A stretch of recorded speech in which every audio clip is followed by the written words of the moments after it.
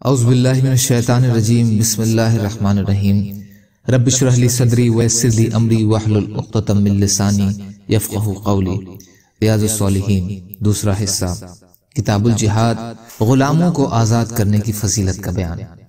اللہ تعالیٰ نے فرمایا تو وہ دشوار گزار گھاٹی میں داخل نہیں ہوا، اور تجھے کیا معلوم گھاٹی کیا ہے؟ گردن کا آزاد کرنا ہے۔ سورہ بلد۔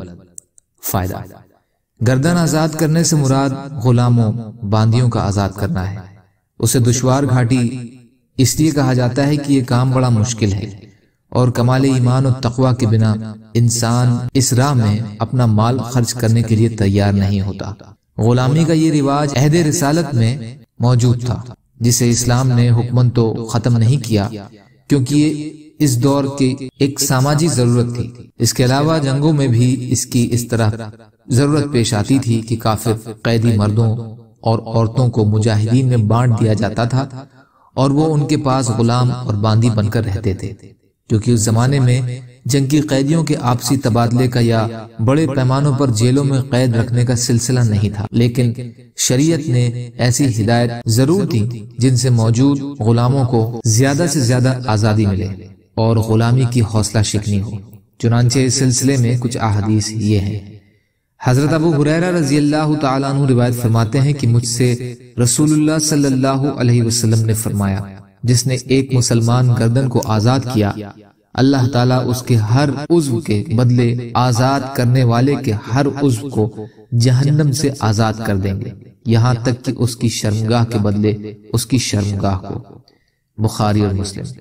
فائدہ: اسلام کی ہدایات کا نتیجہ ہے کہ صحابہ کرام رضی اللہ تعالی عنہم اپنی اپنی طاقت کے مطابق غلاموں کو آزاد کرنے کرانے میں خوب حصہ لیتے تھے۔ ابو بکر صدیق رضی اللہ تعالی عنہ نے کئی غلاموں کو ان کی قیمت ان کے مالکوں کو ادا کر کے آزاد کرایا۔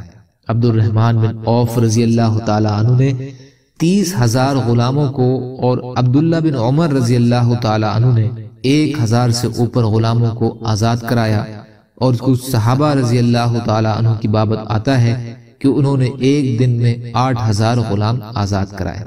ابن علان۔